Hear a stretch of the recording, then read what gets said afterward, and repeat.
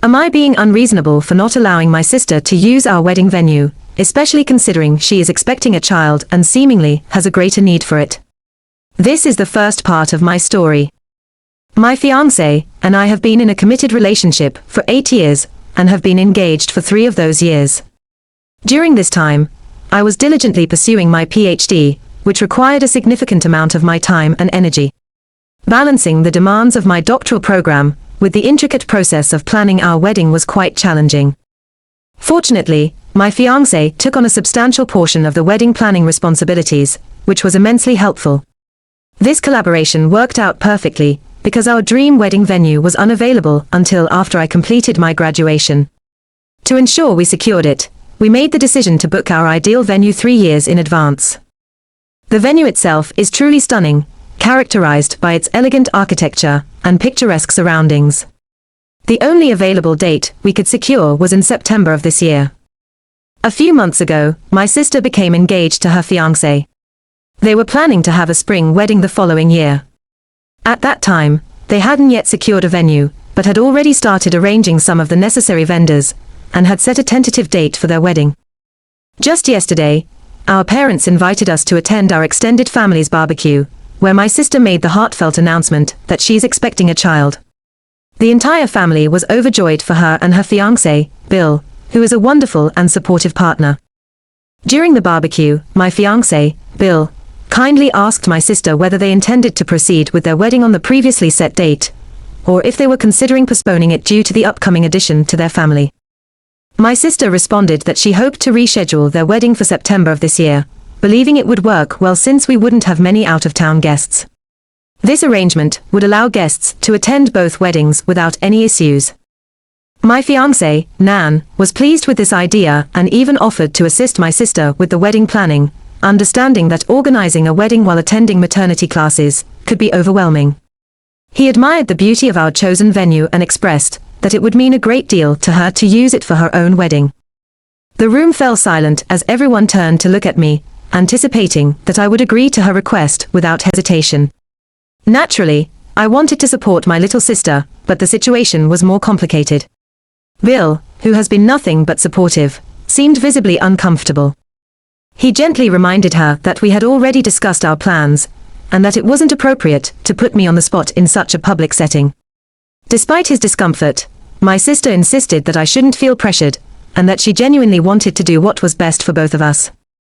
I tried to explain that it was indeed a significant request, as I was deeply invested in our wedding plans, and had been looking forward to our chosen venue for years. The conversation became tense, and amidst the emotional atmosphere, my sister became upset and left abruptly. Nan later approached me, accusing me of being selfish, because my sister supposedly needed the venue more than I did. I attempted to defend my position, explaining that we had meticulously planned our wedding for years, and that changing the venue would disrupt everything. Our mother interjected, pointing out that I had secured the venue 3 years in advance and questioning whether it would have been so difficult to wait a few more months. She also asked when my sister had ever requested something in such a manner before. Shortly after, my fiancé became extremely angry, and we decided to leave the barbecue. My sister, in a fit of emotion, called me while crying, expressing that it was unfair how I always seemed to get what I wanted and that I could have made an exception for her. Our father attempted to calm the situation by downplaying the importance of the venue and emphasizing that the essence of a wedding lies in the person one is marrying. While his perspective had some merit, the frustration stemmed from the extensive planning my fiancé and I had undertaken. The situation escalated as my fiancé grew furious with my family, to the point where he no longer wanted my sister to attend our wedding. In response, my family began threatening not to attend, insisting that I was being selfish, and that my sister's impending motherhood was a more pressing concern. Part 2 of the story unfolds as my fiancé, Bill, reached out to apologize for the inconvenience caused by the situation. He informed me that he had discussed the matter with my sister, who had agreed not to pursue the venue change further. Bill expressed his frustration with her actions and cautioned me that my sister might blame me for potentially damaging her marriage. Meanwhile, my father had sent me multiple texts expressing his disapproval, mentioning that my sister hadn't stopped crying since the barbecue, among other sentiments. As a result of the ongoing conflict, my fiancé, and I made the difficult decision to remove my sister from the bridal party, replacing her with my aunt, the only family member who had supported me throughout this ordeal. We were still undecided about whether to invite the rest of my family to the wedding. Additionally, my mother took matters into her own hands by contacting my fiancé's parents, suggesting that it would be better for my sister to use the venue since she was pregnant and preeclampsia ran in our family, whatever that might imply. My future father-in-law responded harshly, telling my mother off and threatening to sever ties with me if they continued to play favorites. This confrontation left my mother in tears, labeling my father-in-law as inconsiderate. The situation was deteriorating rapidly, resembling the dramatic twists of a poorly written soap opera. Amidst the chaos, my in-laws came to our aid, bringing supper and wine, and reassured me that they would be my support system no matter what happened. Overwhelmed with emotion, I cried tears of happiness, grateful for their unwavering support. In part 3, shortly after sharing my story, it unexpectedly went viral, garnering an overwhelming amount of attention and support from people online. To my surprise, the story even caught the attention of mainstream media outlets. However, as the story spread, more complications arose. My sister discovered the post while browsing Reddit and was furious, accusing me of portraying her inaccurately and misrepresenting the facts. She took to Reddit to defend herself, arguing that I was being unfair, and that she had approached me kindly because of her love for me. She emphasized that the opinions of strangers on the internet were irrelevant compared to the importance of family, and insisted that I should prioritize making my family happy. The only response I gave her was a brief apology for any misunderstanding, clarifying that I had not distorted the events in any way. I expressed frustration over constantly having to accommodate her wishes throughout my life, citing numerous instances where I felt like a servant to her needs. My sister retaliated by sending a passive-aggressive "Wow, you must love me so much" message and subsequently blocked me. She unblocked me the following morning to send a message from the wedding planner, informing me that our sister had proceeded with rebooking the venue, but would incur additional costs due to changes in the contract. The wedding planner requested that I visit their office the next day to finalize the new arrangements. Meanwhile, communication with my parents remained strained. My older brother, who lives in another city and wasn't present at the barbecue, initially couldn't attend the wedding due to work commitments. However, after hearing about the situation, he reached out to understand what had transpired. Upon learning the true events, he fully supported me, recognizing the unjust behavior our parents had exhibited. We discussed our parents' actions extensively, and he admitted that his decision to move was partially influenced by our parents' behavior towards us. He shared that our mother had learned about the viral post and was angry that I had seemingly betrayed the family. I hadn't followed the advice of many to reach out to my parents, because I had come to accept that they either loved me less than my sister, or didn't love me at all. As for the wedding, we had solidified arrangements with our vendors and the venue, even though we hadn't yet spoken to our planner. My sister's text message added to my concerns, and we had to cancel the catering that my parents had initially paid for. As a result, we couldn't afford a full catering service as we had hoped. Instead, my friends and Bill's family generously offered to help us prepare a buffet, turning it into a communal effort that would double as our bachelor party. This meant that instead of traditional bachelor parties, we would have a cooking session with family and friends, sharing responsibilities and costs. I also received assistance in recognizing the toxicity within my family, and I resolved to address the situation by allowing only those who genuinely apologized from the heart to attend my wedding. If they refused, I would still have my brother to support me by walking me down the aisle and my aunt by my side. Part 4 of the story details how we contacted our wedding planner, who was genuinely horrified by the unfolding events. She revealed that she had not had as much communication with my mother since we initially booked the venue and assured me that any attempts by my family to make changes would require my presence and consent. To ensure our safety on the wedding day, we informed all our trusted guests and arranged for security personnel to be present at a reduced cost. As days passed, we managed to resolve many of the logistical issues. Passwords and permissions were set with our vendors, security arrangements were confirmed, and recipes for the family and friends cookout were selected. I began therapy to cope with the emotional toll of the situation. Unfortunately, some distressing incidents occurred, such as my sister orchestrating online harassment against me on Facebook with passive-aggressive remarks, claiming that I made her depressed. Friends of mine reached out, accusing me of mistreating her, which added to my stress. I refrained from mentioning what happened with Bill, as he preferred to share his side of the story when he felt ready. To protect myself from further harassment, I blocked all attempts at online abuse from my sister and her supporters. 2 days ago, my sister's best friends vandalized my car, prompting me to involve the police. My neighbor, a generally grumpy, but secretly kind lady who often watched the venue from her window, also identified the culprits. Despite her stern demeanor, she is actually very lovely once you get to know her. The most infuriating part occurred after several days without communication with my parents. They reached out, requesting a conversation to mend things. Despite my worries, I agreed to meet them at our apartment, accompanied by my fiancé. Upon their arrival, it was evident that my mother had been crying, and I felt a pang of sympathy for her. Many of you suggested that our parents might have been playing favorites to prevent my sister's emotional breakdowns, or that she might have been dealing with an undiagnosed condition, but none of these were accurate. My sister had no medical history or diagnosis to explain her behavior. We began with awkward small talk before addressing the main issue. My father first questioned why we had cancelled the catering, to which my fiancé explained that we didn't want any obligations that could be used against us later. Both my parents were taken aback, with my father expressing that he would never impose such demands on us. I responded that it was better to take precautions than to deal with potential complications. My mother continued to accuse me of being disrespectful for the way I spoke to them, to which I countered that they were the ones being disrespectful through their actions and words over the past few days.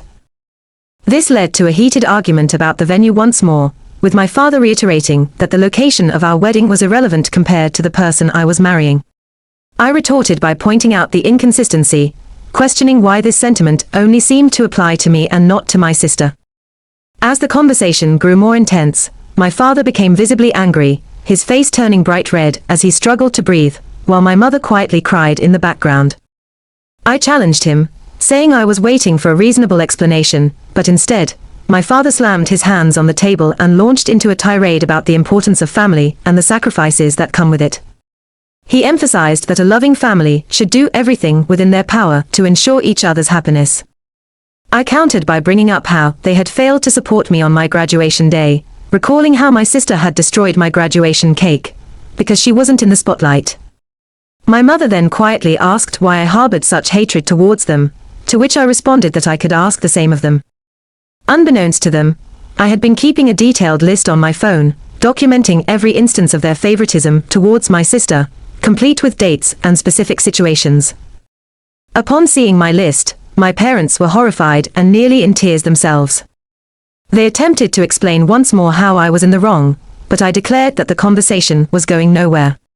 I presented them with an ultimatum: they either arrange family counseling and offer a sincere apology, or they would not be invited to our wedding. Without further discussion, they left, and I hadn't heard from them since. In an update to our wedding plans, I apologized for the delay, but shared some significant developments in my life, particularly how the aftermath of our family conflict affected our wedding preparations. After my last communication with my parents, they continued to blame me for my sister's depression and the strain on her relationship with Bill. Their relentless accusations forced me to block their attempts to contact me, even going so far as to change my phone number to avoid harassment from relatives reaching out. This was especially disheartening during what should have been a joyous time. My sister and her allies continued to harass me on social media platforms like Facebook and Instagram, leading me to delete those accounts entirely. The emotional toll was immense, but the support from my husband's family, friends, and my brother helped me navigate through the turmoil. I had effectively cut ties with every family member who sided against me for insisting on maintaining our wedding date. A few days before the wedding, my grandmother visited, pleading for permission to attend. We had a long conversation, during which she apologized, even though she still couldn't comprehend the reasoning behind switching wedding dates. She assured me that she wouldn't pressure me and simply wanted to be there for support. We shared a heartfelt hug, though our relationship hadn't fully returned to normal. Our bachelor party was a delightful affair, filled with late-night cooking sessions that resulted in delicious meals. My fiancé created a stunning 3-layered cake, and on the morning of the wedding, everything felt serene and calming. My bridesmaids and I prepared ourselves, enjoying some pranks and taking pictures. My wedding dress fit perfectly, making me feel absolutely radiant. However, just as we were about to leave for the ceremony, we noticed my sister's car approaching the venue. Admittedly, I was nervous, and one of my friends quickly contacted the security personnel we had hired. I was adamant about avoiding another chaotic incident like the one at my graduation. As we were setting up for pre-ceremony photos with my friends at the venue, I saw my sister approaching in her car. My heart raced, and I could feel the tension building. My sister, visibly upset and in tears, began shouting obscenities at me, accusing me of being a filthy person responsible for Bill breaking up with her. Her behavior was erratic and almost possessed, filling me with a mix of anger and pity. In the mornings, the venue's sprinkler systems kept the ground muddy, and as fate would have it, my sister stepped into the mud, preparing to throw it at me while I was in my dress. Just then, my maid of honor sprang into action, rushing towards my sister and pushing her away, causing her to fall backward into the flower beds. The security officer arrived within seconds, escorting her out of the venue. At that point, I had accumulated enough reasons to consider filing a restraining order against her, though I didn't want to involve the police further. The rest of the day unfolded beautifully as I married the love of my life, my best friend and steadfast support. My brother had the honor of walking me down the aisle, and as we exchanged our vows, emotions ran high, and many of us shed tears. The celebration that followed was filled with laughter and joy.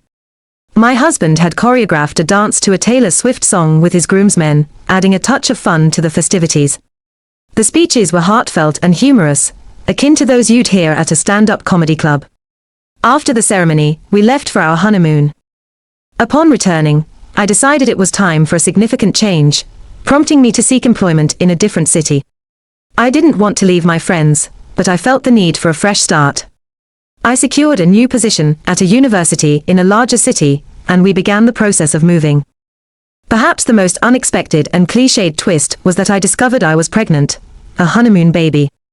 We hadn't shared the news with anyone yet, fearing potential complications, so the kind and supportive community on Reddit became the first to know, aside from my husband and me. The joy of this news brought me to tears as I reflected on the journey we had endured. Although this pregnancy was unplanned, we were thrilled about the new addition to our family. Through the turmoil, I learned that my sister continued to spread falsehoods, telling people that I was the reason Bill had broken up with her and accusing me of attempting to expose her personal information. She had moved back in with my parents and refused to seek employment. My grandmother mentioned that the last time she saw my parents, they appeared utterly exhausted, likely due to my sister's ongoing tantrums. It seemed that our parents' parenting style was finally catching up with them. Despite the pain of losing contact with certain family members, I found immense happiness in my new life. Cutting ties with toxic individuals was the best decision I could make. I now have a loving husband, a baby on the way, and a newfound strength within myself. I expressed my gratitude to the Reddit community for reaffirming that I wasn't being selfish, and that my family's actions were unjust. I even began attending therapy sessions, which have been instrumental in helping me enjoy life once more. This update serves as a continuation of the graduation story I shared earlier, where my sister had destroyed my graduation cake in a fit of jealousy. Reflecting back, I recall the day I submitted my thesis and presented it. In Germany, it's tradition to receive a black graduation cap adorned with pictures, memes, and small trinkets that represent who you are. My cap was particularly special, featuring gummy worms, my favorite treat that I couldn't resist eating constantly. We had reserved a small hall at the university for the celebration, and my fiancé and friends had decorated it beautifully, providing coffee, snacks, and drinks. My fiancé had even crafted an exquisite cake with homemade marshmallow fondant and a stunning color gradient from yellow to pink. After enjoying snacks, conversations, and even a bit of dancing, it was time for the speeches. My friends and my boss expressed how proud they were of my achievements, and then it was my fiancé's turn. He spoke eloquently about all my accomplishments up to that point, which was a moment of pride. However, my sister couldn't contain her emotions and suddenly erupted in screams and tears, as if I had committed a heinous act like harming a beloved pet. My mother signaled to my fiancé to stop his speech and rushed to my sister's side, while my father kneeled beside her, attempting to calm her down. The atmosphere was chaotic, and everyone seemed bewildered by the outburst. My mother then approached me, requesting that I include a few words about my sister's accomplishments in my speech. Reluctantly, I agreed, only to be met with my mother abruptly telling me to forget it. She then informed my father, who had managed to soothe my sister enough to lead her away. As my sister walked out, she noticed the cake, and in another uncontrollable fit of emotion, smashed it to pieces. The room fell silent, and my father hurriedly escorted my sister out without offering any apologies. My mother muttered, "My poor baby," as I began to cry. My friends and fiancé tried to console me, but my mother followed me to the bathroom, chastising me for not comforting my sister when I saw her in distress.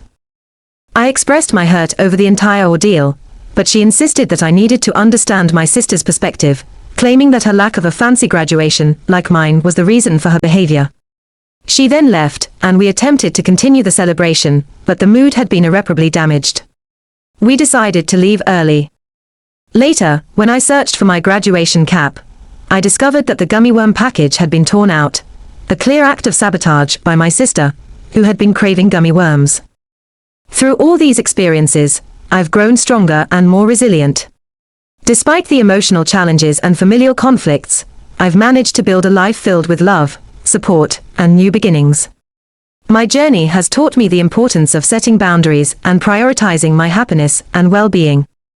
As I look forward to the future with my fiancé and our growing family, I remain grateful for the lessons learned and the unwavering support from those who truly care about me.